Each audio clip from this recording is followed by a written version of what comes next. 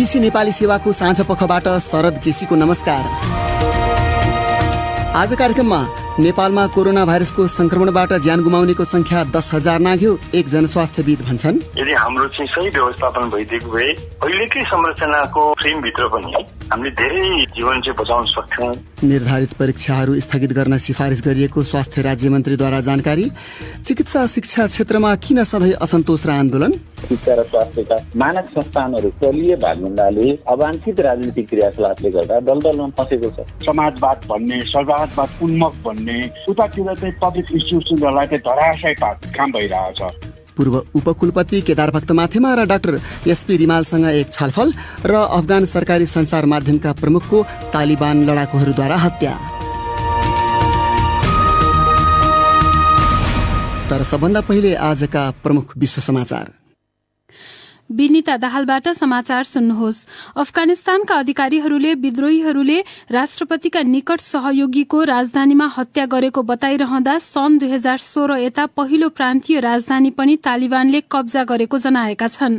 सरकारी सञ्चार माध्यमका प्रमुख दावा खान मेनापल राजधानी काबुलमा मस्जिदबाट निस्किँदै गर्दा उनलाई बन्दुकधारीहरूले गोली हानी हत्या गरेका थिए।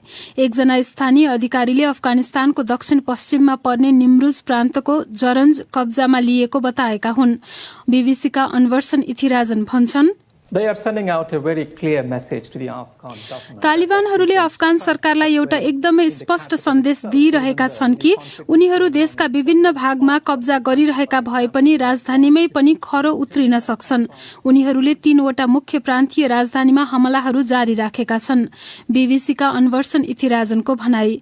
लेबनानी लडाकु समूह हेजबुल्लाले इजरायली केन्द्र नजिकै रकेट प्रहार गरेको छ। दुई देशको सीमामा तनाव बढ़िरहँदा पछिल्लो रकेट प्रहार भएको हो। उक्त समूहले सिवा फार्म्स क्षेत्र नजिकैको विवादास्पद खुला मैदानमा लक्षित गरेर हानेको जनाएको छ।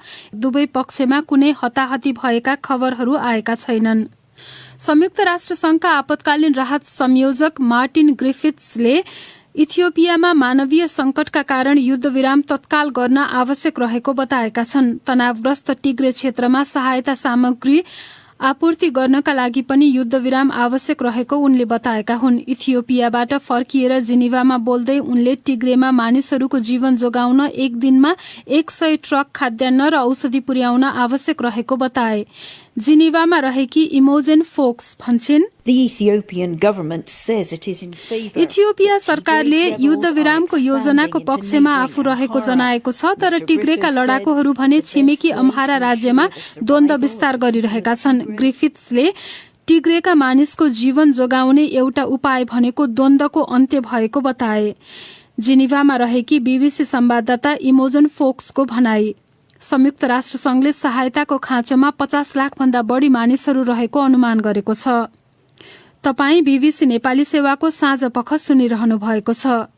अन्तर्राष्ट्रिय ओलिम्पिक कमिटिका प्रमुख टोमस बाखले बेलारुसका 2 जना कोचले उनीहरूलाई देश फिर्ता गर्नुपर्ने व्यवहार देखाएको आरोप लगाएका छन्।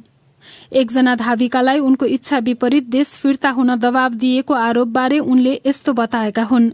बाखले ती धाविका क्रिस्टिना सिमोनोस्काया पोल्याण्डमा सुरक्षित रहेको बारे आफू खुशी भएको बताए। ती 2 कोचले आफ्नो मान्यता गुमाएका छन् र उनीहरूलाई टोकियो छोड्न भनिएको छ।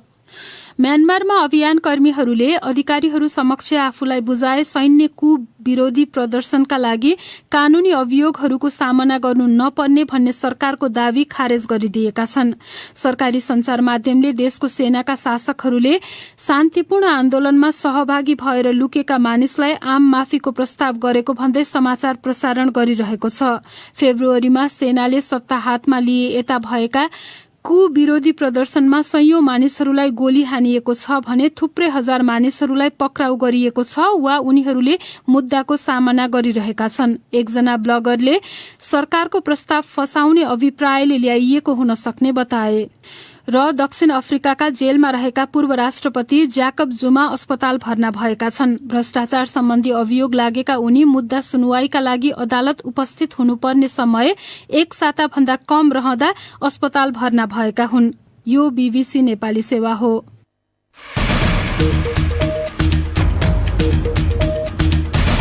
साँझ पखमा तपाईलाई स्वागत छ। नेपालमा कोरोना भाइरसबाट संक्रमित मृतकको संख्या 10,000 नाघेको छ। थप 25 जनाको मृत्यु भएको घोषणा आज गरिएसँगै मृतकको कुल संख्या 10,019 पुगेको हो। स्वास्थ्य तथा जनसंख्या मन्त्रालयका अनुसार पछिल्लो 24 घण्टामा थप 3700 जना संक्रमित भएका छन्।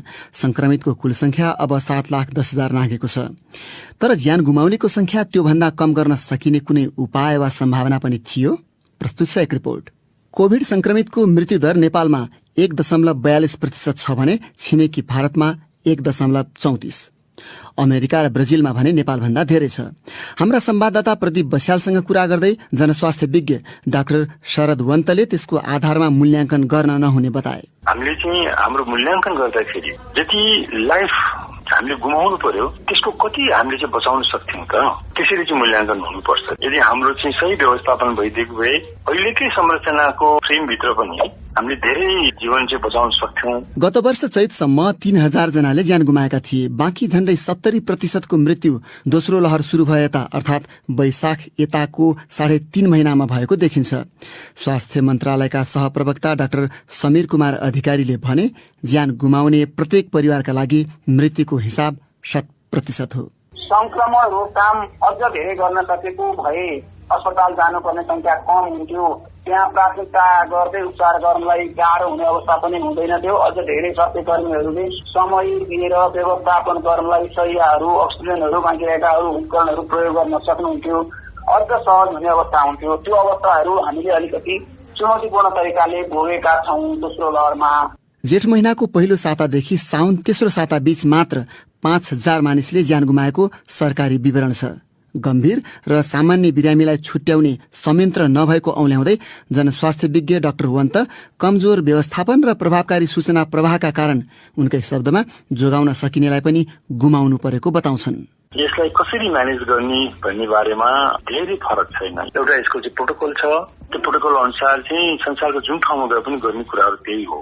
तर मूल रूपमा चाहिँ यसको व्यवस्थापनको कुरा आउँदो रहेछ र कतिपय यस्ता चाहिँ बिरामीहरू जसलाई सामान्य उपचारको लागि चाहिँ सामान्य अस्पताल भए पनि पुग्थ्यो अथवा चाहिँ सामान्य एउटा निगरानी मात्रै भए पनि पुग्थ्यो, तिनीहरूले पनि अस्पतालका शैय्याहरू अकुपाई गरेर धेरै संक्रमित बिरामीहरूले ठाउँ नपाएको स्थिति पनि देखियो। सरकारी अधिकारीहरू दोस्रो लहरमा अस्पतालमा बिरामीको चाप 81 बढ्दा स्रोत साधनमा व्यवस्थापकीय चुनौती थपिएको स्वीकार गर्छन्। तर स्वास्थ्य मन्त्रालयका सहप्रवक्ता डाक्टर समीर कुमार अधिकारी भन्छन्, दोस्रो लहरमा अझ धेरै क्षति हुन सक्ने अवस्था हुन्थ्यो। त्यो बिचमा हामीले अग्रपंक्तिमा रहेर काम गर्नेहरूलाई कमसे कम एक मात्राको, ज्येष्ठ नागरिकहरूलाई कमसे कम एक मात्राको लगाएको हुनाले धेरै हदसम्म सुरक्षित गर्न सकियो। खोप लगाउनेहरूको संख्या बढ़िरहेको अवस्थामा सम्भावित तेस्रो लहरका बेला मृत्युदर पहिलो जस्तो नहुने अपेक्षा स्वास्थ्य अधिकारीहरूको छ। संक्रमणको यो जोखिमका बीच यही महिनाको अन्त्यमा कक्षा 12 को बोर्ड परीक्षा सामूहिक उपस्थितिमै गर्ने योजनाप्रति प्रश्न उठिरहेका थिए। तर आज स्वास्थ्य राज्य मन्त्री उमेश श्रेष्ठले ट्वीट मार्फत भनेका छन्, स्वास्थ्य मन्त्रालयले निकट भविष्यमा हुन लागेका सबै परीक्षा स्थगित गर्न सिफारिस गरेको जानकारी गराउँछु। विज्ञहरूले सामूहिक रूपमा भौतिक उपस्थितिमै परीक्षा गर्नु घातक हुन सक्ने चेतावनी दिइरहेका थिए। के परीक्षा सञ्चालनका वैकल्पिक उपाय थिएनन् र? यो प्रश्न हामीले शिक्षक मासिक पत्रिकाका सम्पादक राजेन्द्र दाहाललाई सोधेका थियौं। संसारमा अरू देशमा अरू विश्वविद्यालयहरूले जुन प्रविधि प्रयोग गरेका छन् त्यही प्रविधिमा हाम्रो पनि पहुँच छ। त्यो प्रविधि बुझ्ने, त्यो प्रविधि उपयोगमा ल्याउन सक्ने प्राविधिक दक्ष मान्छेहरू पनि हामी कहाँमा छन्। तर हाम्रो सबैभन्दा ठूलो समस्या भनेको नेतृत्वको समस्या हो। जुन खालको एउटा दूरदर्शिता हुनुपर्ने हो त्यो र अनि आत्मबल विभिन्न कारणले गर्दाखेरि यति कमजोर भएको छ। विश्वविद्यालयको नेतृत्व भन्नुहोस् अथवा राजनीतिक नेतृत्व, प्रशासनिक नेतृत्व, त्यो नेतृत्वमा पनि आर्थिक पक्ष उनीहरूका सबलै छन्। चाहिएको बजेट उनीहरूले खर्च गर्न सक्छन्। त्यसपछि पहिलाको भन्दा अझ कम खर्च हुन्छ, आर्थिक समस्या हुँदैन। मुख्य कुरो नैतिक दृष्टिकोणले एकदम उत्साही भएनन् हाम्रा नेतृत्व वर्ग। नयाँ अलिकति केही गरौँ, थोरै केही जोखिम लिउँ, अगाडि बढौँ भन्ने नचाहने। त्यसले गर्दाखेरि यो यथास्थितिवादी सोचको परिणाम हो। परीक्षाका विकल्पहरू नखोजिनु। दोस्रो कुरा, अहिले जुन किसिमले हाम्रो व्यवहार चलिरहेको छ, मानिसहरू जसरी हिँडडुल गरिरहेका छन्, मानिसहरू कसैका लागि गरिदिए जस्तो गरिरहेका छन्। त्यो खालको प्रवृत्ति भइरहेको ठाउँमा भौतिकको उपस्थितिमै हलमै परीक्षा गर्नु पनि धेरै अनौठो लाग्दैन। त्यसैले सकेसम्म जिम्मेवार बन्न प्रेरित गरौँ, त्यो परिस्थिति बनाऊ।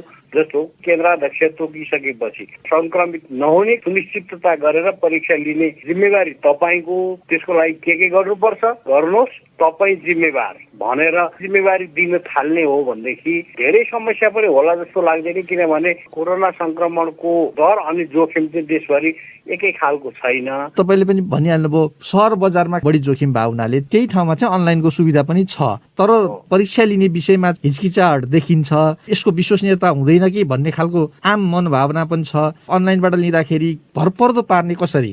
भरपर्दो पार्ने त नेतृत्वले यसको लागि अलिकति गृह कार्य गर्नु पर्यो, आँट गर्नु पर्यो। अलिकति थोरै जोखिम पनि हुन्छ होला, केही ट्रायल एन्ड एरर पनि होला, तर जम्मै जागिर खान गएकाहरू जसरी हुन्छ आफ्नो थाप्लो जगाउनेतिर मात्रै लागिरहेका छन्, नयाँ पहल गर्नेतिर कोही लागिरहेको छ। असम्भव त हुँदै होइन नि। अनलाइनबाट पढाउन सम्भव हुन्छ भने अनलाइनबाट जाँच निक्लिने सम्भव नहुनु। यो विज्ञहरूसँग कुरा गर्दाखेरि उनीहरूले एउटा त विद्यार्थीहरूसँग ल्यापटप कम्तीमाको पहुँच हुन पर्यो, भरपर्दो इन्टरनेट हुनु पर्यो, अनि अलिकति बुझेको त हुनु पर्यो कम्तीमा अनलाइनको भन्ने छ। यी तीनटा पूर्व शर्त पालना गर्न सकिने छ त हाम्रो अवस्थामा अहिले? त्यही विकल्पको लागि त हामीले केही गर्न सक्ने हो कि होइन? विश्वविद्यालयले गर्नु पर्यो, हामी कसैलाई इन्टरनेटको सुनिश्चितता प्रदान गर्न सक्दैनौँ, ल्यापटप पनि दिन सक्दैनौँ, त्यो व्यवस्था छैन भन्ने स्थिति आउँछ भने त त्यो सवालै भएन। तर प्रयत्न गर्दाखेरि त्यो हुने सक्ने स्थिति त हुन्छ होला नि त। विद्यार्थीले अनलाइनबाट पढिराखेका छन्, सबैतिर जरुरी पनि नहोला। ल्यापटपै नभएको, कम्प्युटरै नभएको, नेटै नभएको ठाउँमा त त्यो विकल्पको त कुरै गर्दैनौँ नि हामी। यो समस्या अलि लामो समय जाने यदि देखिरहेछ भने अब परीक्षाको प्रकृति नै पो परिवर्तन गर्नुपर्छ कि आगामी दिनमा? होइन, अब परीक्षाको प्रक्रिया त पक्कै पनि समय अनुसार परिवर्तन हुँदै जानुपर्ने नै हो र सबै एकैचोटि परिवर्तन हुँदा पनि हुँदैनन्। तर अहिले जुन अवसर थियो परीक्षाको प्रक्रिया बदल्ने, जस्तो भनौँ न त्यत्रो गाड राख्नुपर्छ चिट नचोरुन् भन्नलाई, त चिट चोर्ने समस्या नै नहुने खालको प्रश्नपत्र बनाउने, त्यस किसिमले विद्यार्थीको दक्षता जाँच्ने प्रयत्न त आज नगरे भोलिका दिन अवश्य गर्नुपर्छ। उनी थिए शिक्षक मासिकका सम्पादक राजेन्द्र दाहाल, साथी सञ्जय ढकालसँग कुरा गर्दै। अब यसै विषयमा केन्द्रित तपाईकै प्रतिक्रिया र टिप्पणी प्रस्तुत गर्दैछन् साथीहरू सृजना श्रेष्ठ र स्वेच्छा राउत। कक्षा 12 को परीक्षा विद्यालयमै केन्द्र तोकेर सञ्चालन गर्ने राष्ट्रिय परीक्षा बोर्डको तयारी छ। कोभिड संक्रमण बढ़िरहेको अवस्थामा परीक्षा सञ्चालन गर्न लागिएको बारे तपाईको धारणा के छ भनी सामाजिक सञ्जाल फेसबुक र ट्विटरमा हामीले राखेको प्रश्नमा हामीलाई थुप्रै प्रतिक्रिया प्राप्त भएका छन्। तीमध्ये केहीलाई हामी यहाँ राख्दैछौं। आयुष कार्कीले ट्विटरमा लेखेका छन्, जतिसुकै कुरा गरे पनि स्वास्थ्य मापदण्ड पालना हुन नसक्ने कुरा त्रिभुवन विश्वविद्यालयको परीक्षाले देखाइसकेको छ। यस्तो महामारीको बेला हामी आफ्नो ज्यान जोखिममा राखेर परीक्षा दिन सक्दैनौं। पवन भुर्तेल लेख्छन्, सरकारले सबै विद्यार्थीसँग इन्टरनेट, मोबाइल, ल्यापटप जस्ता सामग्री पर्याप्त नभएका कारण अनलाइन परीक्षा नलिने जनाएको छ। अनि ती सामग्रीको अभावमा विद्यार्थीहरूले अनलाइन कक्षा चाहिँ कसरी पढिरहेका होलान्? अनि उनीहरूलाई यस्तो महामारीमा भौतिक रूपमा परीक्षा गराएर मानसिक तनावमा नपारौं। कमान रावलको धारणा फरक छ। उनी लेख्छन्, परीक्षा सञ्चालन हुनुपर्छ, मास्कको प्रयोग हुनुपर्छ, सामाजिक दूरी कायम गर्नुपर्छ तथा परीक्षा हलमा सेनिटाइजरको व्यवस्था हुनुपर्छ र यो कुरामा विद्यालय भन्दा पनि स्वयं परीक्षार्थी बढी सचेत र जिम्मेवार हुनुपर्छ। पुष्पराज उपाध्यायले लेखेका छन्, पहिला खोप दिनु पर्यो सबै विद्यार्थीलाई, अनि मात्र परीक्षा सम्भव छ जस्तो लाग्छ। परीक्षा त ढुक्क भएर दिन पाइयोस् न। एमराज डाङ्गीले लेखेका छन्, सबै नेपालीले खोप नपाउन्जेल स्वास्थ्यका मापदण्डको जिम्मेवारी पूर्ण ढंगले पालना गर्दै अघि बढ्नुको विकल्प छैन। महेन्द्र भट्टराईलाई पनि परीक्षा हुनुपर्छ भन्ने लागेको रहेछ। उनी लेख्छन्, परीक्षा रोक्ने र बारम्बार सार्ने गर्दा विद्यार्थीहरूमा मानसिक तनाव र अन्यलको स्थिति सिर्जना हुन्छ। अब महामारीकै बेला अघि बढ्न सिक्नुपर्छ। अब एउटा अन्तर्राष्ट्रिय प्रसंग। अफगानिस्तानको संचार माध्यम तथा सूचना केन्द्रका निर्देशक दावा खान मेनपालको राजधानी काबुलमा तालिबान लडाकुहरूले हत्या गरेका छन्। खबरहरूका अनुसार राजधानीको एउटा सड़कमा बन्दुकधारीहरूले उनको हत्या गरेका हुन्। बीबीसीका विवरणहरूमा आधारित त्यस सम्बन्धी रिपोर्ट सुन्नुहोस् विनिता दाहालबाट। स्थानीय अधिकारीहरूले दक्षिणी शहर जरन्स तालिबानको हातमा पुग्ने पहिलो प्रान्तीय राजधानी भएको बताइरहँदा मेनापलको हत्या गरिएको हो।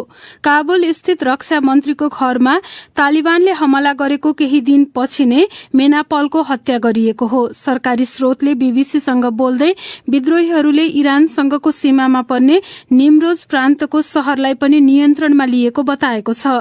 उक्त स्रोतले राष्ट्रिय सुरक्षा निर्देशनालय वरपर लडाई अझै पनि जारी रहेको जनाएको छ, तर ती खबरहरू अहिलेसम्म आधिकारिक रूपमा पुष्टि भइसकेका छैनन्।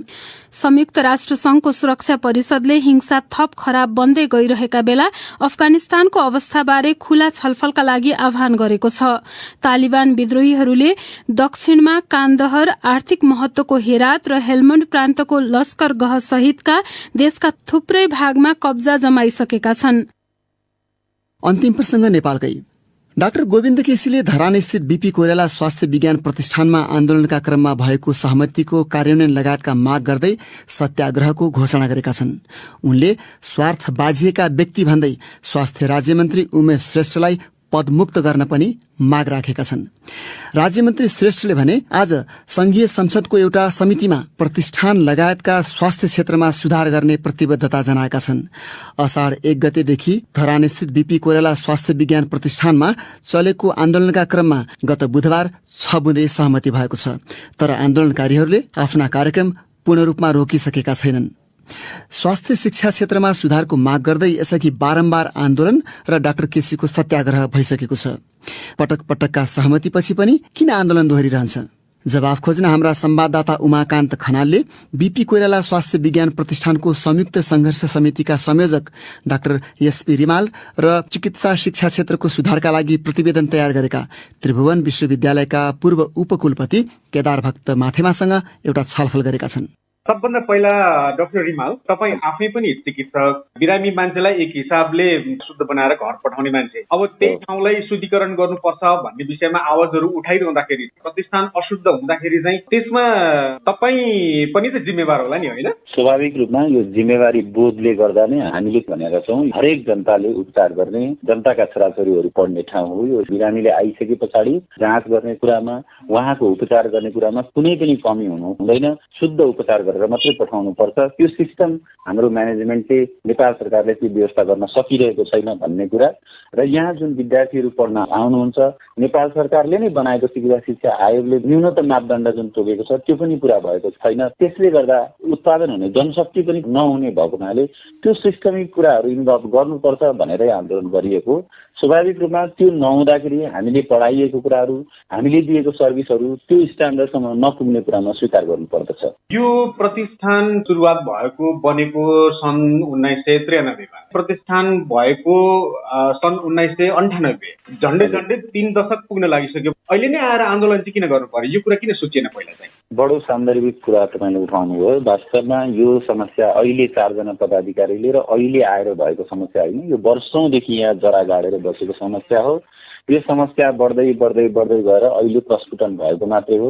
हामीले विगत 2 वर्षदेखि यसका बारेमा पटक पटक कुराहरू उठाएका छौँ। अनियमितता, भ्रष्टाचार मात्रै होइन, फोहोरको व्यवस्थापनदेखि लिएर सबै कुराहरू उठाएका छौँ। अहिले चाहिँ एज अ होलमा एउटा लहरको रूपमा आएको छ। किनभने यो प्रतिनिधि घटना चाहिँ यो संस्थामा भएको हो, तर देशैभरिको तपाईँले शिक्षा र स्वास्थ्यका मानक संस्थानहरू हेर्नुहुन्छ भने त्यहाँ दलीय भागभण्डाले, अवांछित राजनीतिक क्रियाकलापले गर्दा दलदलमा फँसेको छ। तसर्थ यो वर्षौंदेखि आइरहेको चिज अहिले उभारको रूपमा आएको मात्रै हो, यो पहिलेदेखि नै थियो। माथिमा ज्यू, अब यहाँले डाक्टर रिमालका कुरा पनि सुन्नुभयो। बीपी कोइराला स्वास्थ्य विज्ञान प्रतिष्ठान धरान मात्रै होइन, वीर अस्पतालको अनि सरकारी अस्पताल तथा प्रतिष्ठानमा यस्ता खालका प्रवृत्तिहरू चाहिँ किन यस्तो धेरै देखिन्छ? मलाई कस्तो लाग्छ भने म एकदम कोही बेला रिसाएर भन्छु, किन एउटा पब्लिक इन्स्टिट्युसन्सले पनि डेलिभर गर्नु सकेन, राम्रोसँग काम गर्नु सकेन पब्लिक इन्स्टिट्युसन्सहरूले।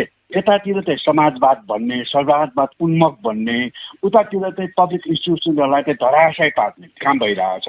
यसको मुख्य जड कारण चाहिँ मलाई लाग्छ सुरुवात चाहिँ के हुन्छ भनेदेखि भयङ्कर राजनीतिकरण, नियुक्तिमै राजनीतिक, यो कार्यकारी प्रमुखको नियुक्तिमै चलखेल, अब सेवा आयोग जसमा चाहिँ भन्नुहोस् न अब शिक्षकहरूको लागि चयन गर्ने त्यो एउटा आयोग हो, त्यसको अध्यक्षमा उहाँहरूको चुनावमा उठेर हारेको मानिसलाई ल्याएर त्यहाँ अध्यक्ष बनाइदिनुहुन्छ। चरममा पुग्यो क्या तपाईँको यसमा त।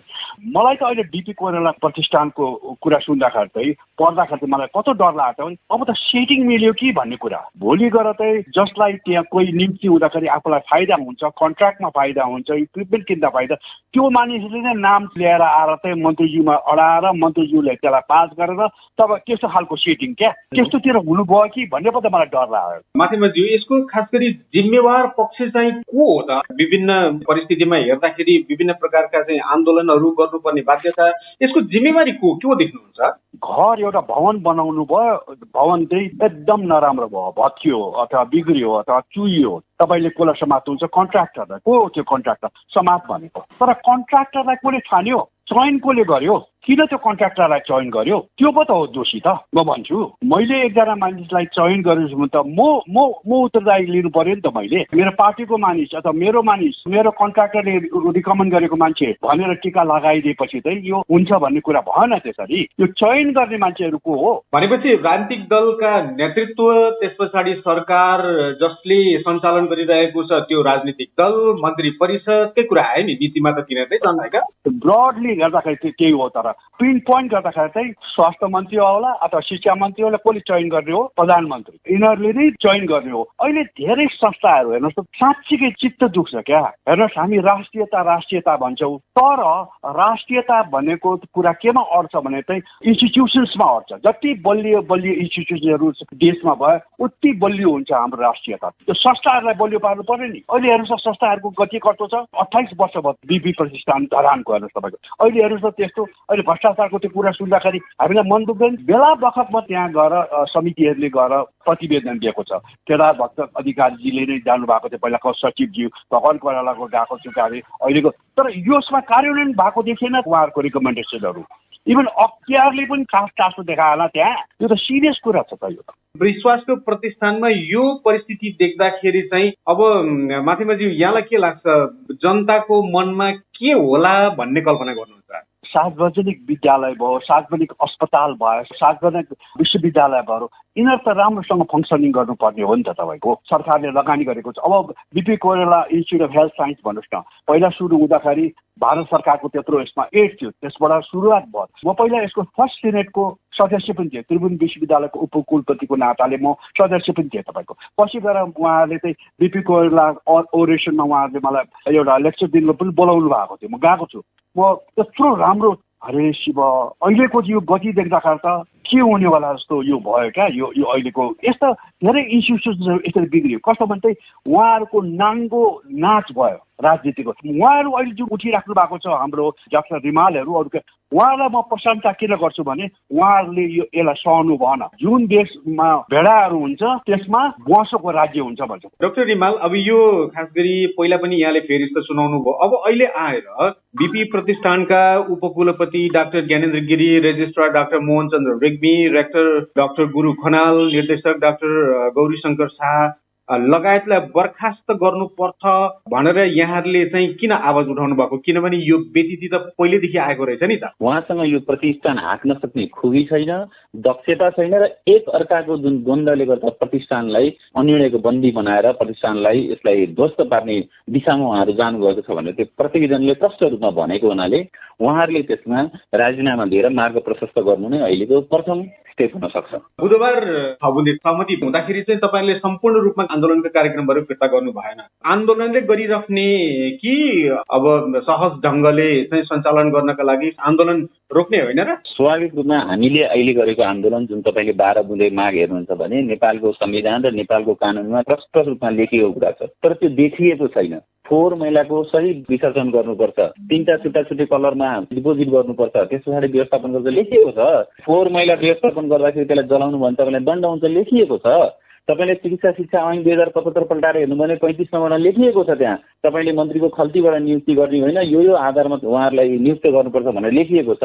सूचनाको हक भनेर नेपालको संविधानमा लेखिएको छ, तर यहाँ प्रोफेसर हो कि भनेर पत्ता लगाउन हामीलाई 1 वर्षभन्दा बढी लागिसक्यो। राजनीतिक पार्टीको तपाईँ दस्तावेज हेर्नुहुन्छ भने क्लियरली शिक्षा र स्वास्थ्य यति हाइलाइट गरेर लेख्नु भएको छ संविधानमा यति फर्स्ट प्रायोरिटी दिएर लेख्नु भएको छ, तर देखिएको कुरा त फरक छ नि त। तसर्थ अहिले त्यो प्रतिवेदन आएको छ, त्यसले लेखेको छ हाम्रा सबै कुराहरू, हाम्रा मर्महरू लेखेको छ, तर जबसम्म त्यो देखिने वातावरण हुँदैन, योभन्दा अगाडि पनि प्रतिवेदनहरू बनाउने, थन्काउने, आजभन्दा 3 वर्ष अगाडि गरेको स्टडी, त्योभन्दा अगाडि गरेको स्टडी तपाईँ सार्वजनिक गर्नु भनेर हामी अहिले भन्दैछौँ भने त्यसलाई सार्वजनिक गरेर कार्यान्वयन गर्नुहुन्न भन्ने कुरा त हामीलाई त धेरै ठुलो संशय छ।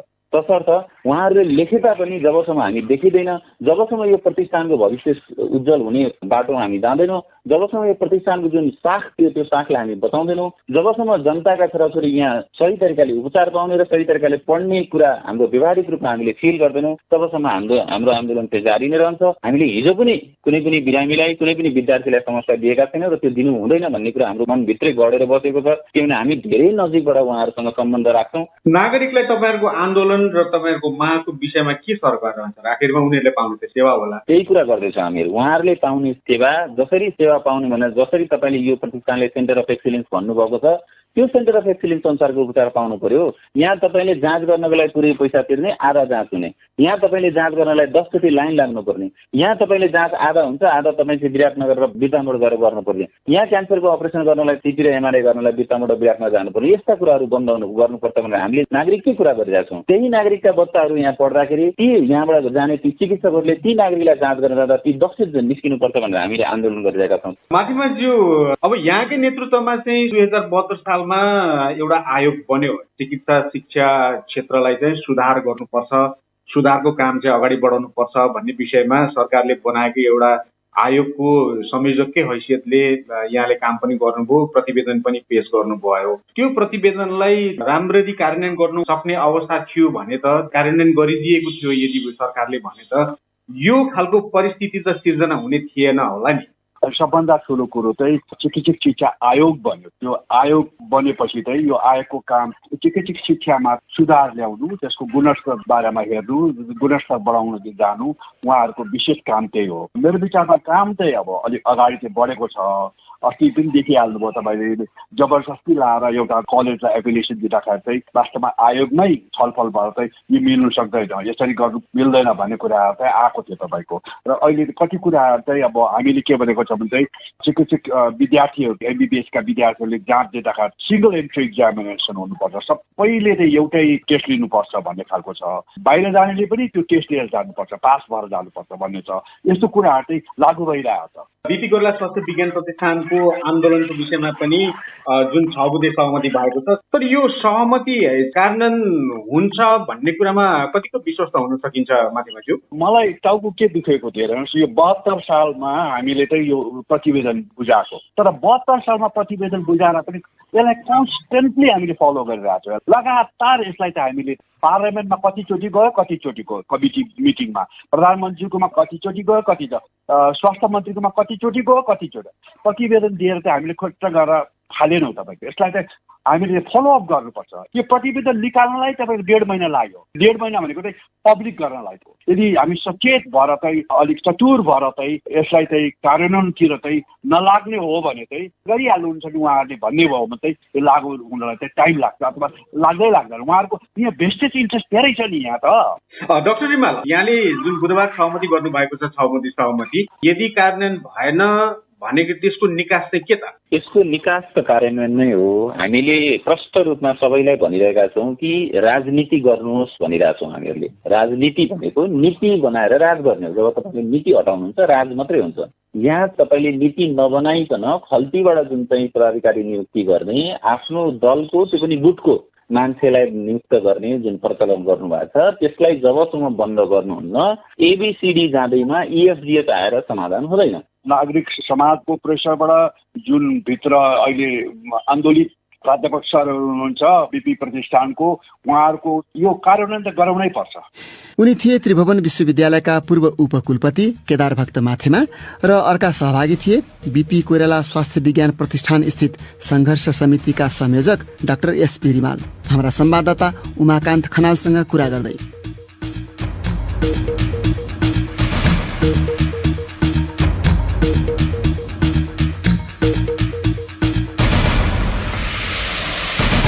हवस् त यसका साथै बीबीसी नेपाली सेवाको साँझ पख यही सकिन्छ। अब हामी सोमबार बिहान 7:15 बजे मात्र आउनेछौँ। त्यसबेलासम्मका लागि हामी सबैलाई बिदा दिनुहोस्। नमस्कार।